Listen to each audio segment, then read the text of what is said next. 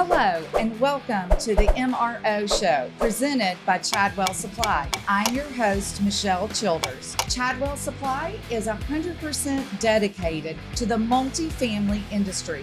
Your order, our truck, the next day. Learn more at chadwellsupply.com. I'd like to welcome Chris Caramanica, Director of Facilities at WinnCompanies, to the MRO show. Chris, welcome. Thank you so much for being here. Thank you so much for having me, Michelle. It's a real pleasure to be here on the MRO show. I feel like we've been having this conversation for a little bit about what the pain points were for maintenance professionals in this industry for a little while now. I mean, we started out in 2024 having these conversations and trying to figure it all out. And I really appreciate you being here today to help us unpack it all. Can you tell me just a little bit about your background and how you came to be on the operations committee, which is how we brought about this whole survey? Yeah, so I've been in the multifamily industry 16 years now. I started out as a maintenance supervisor at a small 100-unit property, a stone's throw away from Giants Stadium in New Jersey. Go Giants. Go Giants. And over the last 16 years, I've worked in various community types. I've been in mid-rises, townhouses, high-rises in New York City. I've been in the luxury apartment market sector. And now for the last 10 years or so, I've been working in the affordable housing sector, specifically as a director of facilities for WinnCompanies. Yeah, so you've worked with a lot of different personalities, a lot of different types of communities, a lot of different people out there who are serving this industry. You know, when we started down this road, I know that we were looking at the pain points and we thought that we were going to get out of it information about how people felt about being on call, right? Like that was our... Yeah, we started, as one of our... It's been a pleasure serving with you on the operations committee, and you and I, that's how we got to first really get to know each other, was sitting on the maintenance subcommittee of the operations committee. And one of the things that we tried to do in 2024 was we wanted to figure out how we can fix a maintenance problem. And one of the things that kept coming up over and over and over again in all of our discussions was there's an on-call problem. There's an on-call problem. Maintenance technicians are, constantly on call. What are their pain points? How can we fix these pain points as a national organization? Right? How can we provide resources to local affiliates and owners and operators, and even to some of our supplier partners that can actually help us solve this problem? And it really just came back to, well, is it really a problem? Let's put out a survey. Yeah. So what did we find out in that survey? I think the most interesting part was we found out the pain points had nothing to do with being on call. We set out a survey and we had a really great response from all over the US. We had almost 500 responses, and the answer wasn't on call. It really was about companies' policies and procedures surrounding on call, and the backup things that we kind of know about, but not really always talk about, which is compensation or the stresses of being on call and the mental health, not really the fact that they have to be on call. They sign up for that. Maintenance professionals know in our industry, that's what you got to do. It's just like being a doctor. Yeah. You know that if you work in a hospital and you're a doctor, you're going to be on call. However, there's still some mental stresses, like you said, that they do face. And I think that was one of the things that was very interesting to me when I actually read the open comments about how many people had said that there is a mental stress involved because of the fact that they never know when they're going to have to go out and leave their families and, at the ballpark or wherever it may be. They never know when it's going to be. And I get that stress. I mean, I understand, what they probably go through, but also what they could even be walking into when they go into an apartment to do a work order or a lockout. You're on properties late at night. Sometimes it's always not the best area. You're by yourself. I was on call. I did on call for many years while I was an on-site leader, and you never knew what was going to happen when the phone rang, and then you can't get back to sleep. Right. So you get a call in the middle of the night to change a smoke detector battery, And that takes all of 20 minutes, but now you're awake. Right. Because you've probably had to get in your car or walk across the community. So there was a lack of, one of the comments that we saw in the survey was like, hey, I just don't know if I'm going to get a good night's sleep tonight. So imagine going to bed every night going, am I going to get a good night's sleep? Yeah, and especially if you are working on a property, and I know with you being in affordable housing, I mean, a 50-unit property is not going to have two maintenance people who are able to take call. A lot of times it's going to be one person who's pulling call for 100 units possibly. So, that's very interesting. And I also, I know a lot of times people talk about centralization being a solver as well for that on-call piece I thought that pulling out some of the information with the on-call piece as well, with how people were going to be able to share the responsibilities, right? Or they were looking for the company, you said, on the policies and procedures so that they defined what was an emergency. They educated the resident. I think that that's so important, educating the resident. I thought some of the ways that people are doing that was pretty cool through video and all. But what are some of the things that you pulled out of that conversation or from that survey that you've probably been having the most conversations about? Two different things. So one of them, and when I got into the business, it was really big, and I know it's still big out there, is like, hey, we'll have somebody there in 30 minutes. We talk about it when we recruit and we retain. That really limited our talent pool, right? That limits our talent pool. You have to find somebody that lives within a 30-minute drive of our property so we can instantly respond, right? So that was one piece. But the other one was really about the types of things and what the resident expectations were. So in a lot of policies and procedures, we sell properties, we sell these communities, and we say, we have 24-hour maintenance. And if you have a problem, we'll be here in 30 minutes, just like I said, and we can take care of it. But it got blurred. What used to be a very small list of fire, flood, or blood, right? True emergencies that were a harm to the property or a harm to residents or the greater community. Now it's become, if there's a slight inconvenience, the resident could call an emergency hotline and say, oh, my smoke detector is going off and I don't know why. But then you show up and it's a dripping faucet. Yeah. So we've got to hold our residents much more accountable to what our policies and procedures are to take that stress off the maintenance, because that'll reduce our on-calls, it'll reduce the stress.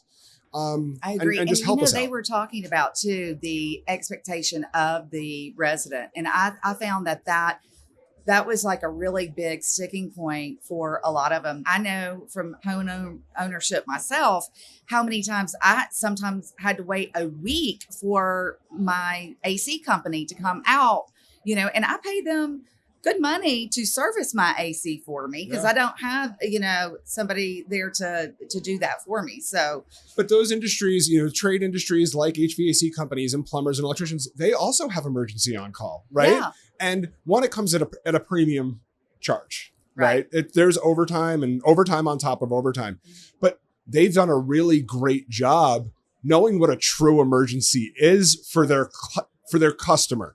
Residents are different than customers. Right. We have not gotten there.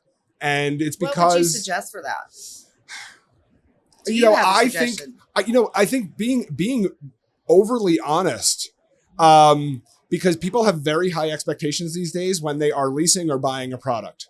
They have extremely high expectations. And I think that we have to level set expectations and say, these are true emergencies. Our maintenance professionals, our leasing teams, we're people too. We have lives. We will be here in a true emergency. Right.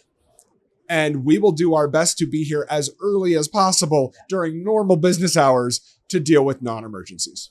We have to set those expectations. I think so too. I really do. It starts on the front end of the day one when they move in and they meet the even service before that, it starts on the websites. Yes. It starts in the printed material. Yes. It starts, that prospect places that first phone call. And when they come in for their first tour, hey, we have 24-hour maintenance, but we ask our residents not abuse it. Yeah. These are the kind of things that are true emergencies. from before they even sign the lease, they know. Yeah. And then it's repeated to them numerous times through their residency, which is a huge help.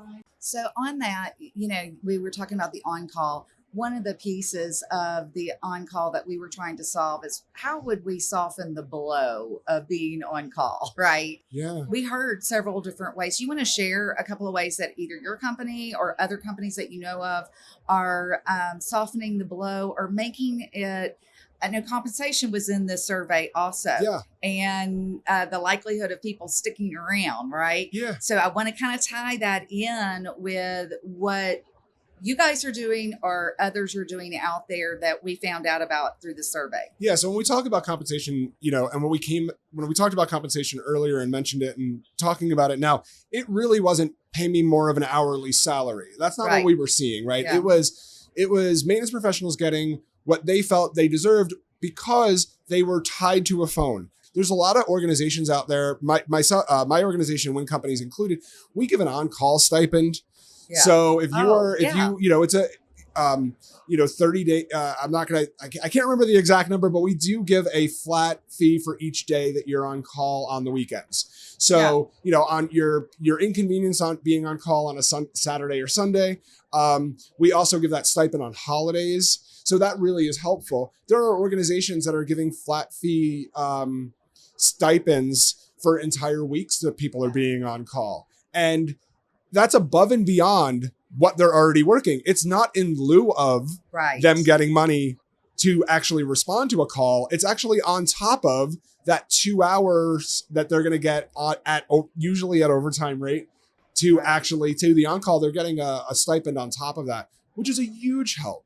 It is. And I think that when we looked at the on-call piece, we really thought this is going to be the biggest pain point. And I know I probably mentioned that earlier in this podcast, but what did we find out that was most important to our maintenance technicians, supervisors, directors? What was the number one thing that they felt? Because that came in at 53% thought that it was really important, or they were neutral on it. Was that so? Was it? It wasn't compensation. Compensation was actually third on the survey. I remember. It's career advancement. And that was a huge surprise because we're asking pain points and we're trying to focus on on-call. Yeah. And people are talking about career advancement. Yeah. And, I've been very blessed in my career with my career advancement, but a lot of organizations don't have career ladders or lattices in place. They're really working on, maintenance professionals want to learn more. They want to have more training. Training was another big piece that came out of our survey. And the training was not how to change a light bulb or how to plunge a toilet. They know how to do that. Yeah. It was those soft skills. It was, I want to learn computer programs. I want to learn things that, I watch my leaders up the ladder do, so I can eventually get there. And that was really interesting to me to see that we had it was 53, it was close to 53% of the respondents was like, hey, we just want some training and we want to be really focused on a career. This is a career. Right. They were telling us not a job, it's a career. When they're answering career advancement, that means this is a career. And that was really unique. And in some of the comments, the things of it not being a clear vision for them of the pathway. And I know there's some companies out there that are doing an incredible job of from day one, actually in the interview talking about where the next level is for someone to go with their company in maintenance and starting them out. If they're a groundskeeper or if they're, hey, are you interested in learning some of the skills that you need to learn and learning those? One of the other things though, that I think that has been lacking in the training is, when it comes to conflict resolution with our and I believe y'all do some training with your teams on how to deal with that conflict with the resident and all. But I know back when I was managing, we were the teachers for our maintenance supervisors and our maintenance technicians of how to handle that. How are y'all handling? Yeah. So that's going back to a little bit we were talking about a little bit earlier was mental health, right? Yes. Is that one of the things that our team members deal with, their first line responders. They're first responders. They are the first people in the door, and they can see just about anything. Yeah. And that's a huge stress on them, right? So that's one of the things that I was recently talking about at Apartmentalize was the mental health of our team members, how we can make sure that they're okay so they can make sure our residents are okay. The thing is we talk about it, right? We take away, I work with my teams, and I've done it as recently as just last week when I was on site doing a property inspection. I make sure that I'm eliminating preconceived notions that our team members may have for certain residents, certain living situations. And we're constantly having those conversations, both in my internal team and at my organization, to start eliminate those stigmas and starting treating people like people, right, which helps. If we're treating somebody the way that we want to be treated, they're going to do it right back. And that actually is going to reduce, they're not going to say, I'm not going to call Johnny at 10 o'clock at night, because this really isn't an emergency. It all kind of goes back together. Yeah.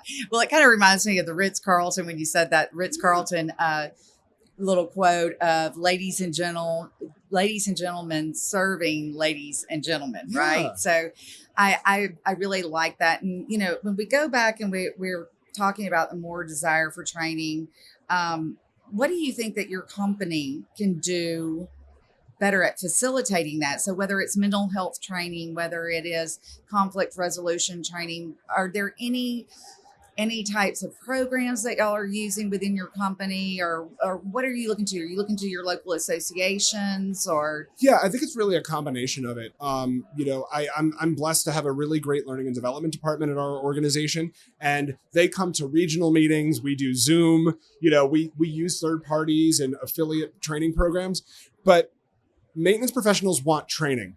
So we have to go to them to deliver it, because unfortunately, they're such an integral part of our operations. Nobody wants to lose their best maintenance supervisor or best maintenance technician for training. Yes. So it has to be prioritized, just like we prioritize everything else. To me, training is as important as making sure the apartment is ready to be leased.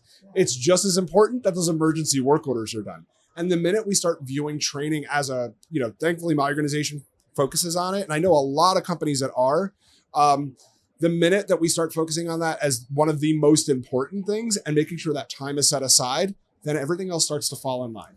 I feel like, in the past, maintenance training kind of came last, besides the technical part, the things that they had to do, the EPA certifications, whatever it was that they had to have in order to do their job. But the other soft skills, as you put it, kind of took a back seat. I'm really interested because to see what comes up this year. Out of this year, your operations committee, subcommittee for maintenance is going to be doing another follow-up survey, which I can't wait to see how that turns out. And they're going to be focusing on training. On training. So, one of the big things that came out of the survey last year that the unexpected was talking about training, how maintenance professionals want to learn, what they want to learn, how best that they would absorb it and what they would do with it. It's not even just, I'm going to train you. It's like, what are you going to get out of this? And that's some of the things that we hope to really get out of the survey in 2025. I stayed in multifamily on the operator side for a very long period of time when I got into the industry, and I stayed with one company. And the reason why I stayed with that one company is because that company gave me the training that I needed to do my job and allowed me to take any courses that I wished to. And then they would get me to sign off on a piece of paper according to how much money they spent on that training, right? And said if I left the company or whatever, that I would owe back a certain point in time. But they would even send me to Apartmentalize back when it was called June Conference, right? And so that's how I got introduced to the NAA and all of the committee works and everything else that they do, which is phenomenal. I mean, from education to, solving those problems, not just for maintenance, but for operations too, I think is so important, the work that the operations committee is doing, and highly recommend for any of our listeners out there, if you are interested, take a look at that maintenance, or not maintenance, but the operational committee, when it comes time to sign up for that committee, you can put in an application to sign up, and they take people from all over and at all positions. It's not like you have to be a vice president of maintenance in order to but not just at the national level, at your Yeah. local Oh, it's affiliate local. level, have Yeah. all of these great events Yeah. and volunteer opportunities. And one of the many reasons I started volunteering was because I wanted training. Yeah. And while it's an informal training, I have learned more by being a volunteer at the national level. I know so many people who've learned so much about their jobs, professionalism, by volunteering at their local associations. It's a great way to get unofficial training, as you might call it. I agree with that wholeheartedly. Before we wrap up today, I do want to talk a little bit though about the likelihood of what we found that people staying in this industry. So when we spoke to that of how many were likely to stay within the industry, what did we find out there? That was a number that didn't surprise me. I've read a lot of company engagement surveys, some national engagement surveys. For the most part, maintenance professionals have a very high retention rate. They want to stay at their current community with their current organization. I've met hundreds of people this week that were upset because their company got sold and they loved their company, or, they had to transition to new management, but they want to stay where they are, where they're comfortable. But we have to keep making them comfortable by making sure that they're well compensated, making sure they're well supported, making sure they're getting the training, because the people who aren't being retained, that is their choice. We live in a market where you can go anywhere you want very, very quickly if you're smart and you're skilled. Yeah. And especially with maintenance professionals, they're in such high demand. So organizations have to really be listening. And that's why we wanted to do this session and talk about these surveys, so people would listen to what our maintenance professionals are saying and hopefully act on them. I think that it's very important to listen and to get the feedback from your residents. And that was one of the, not your residents, which are,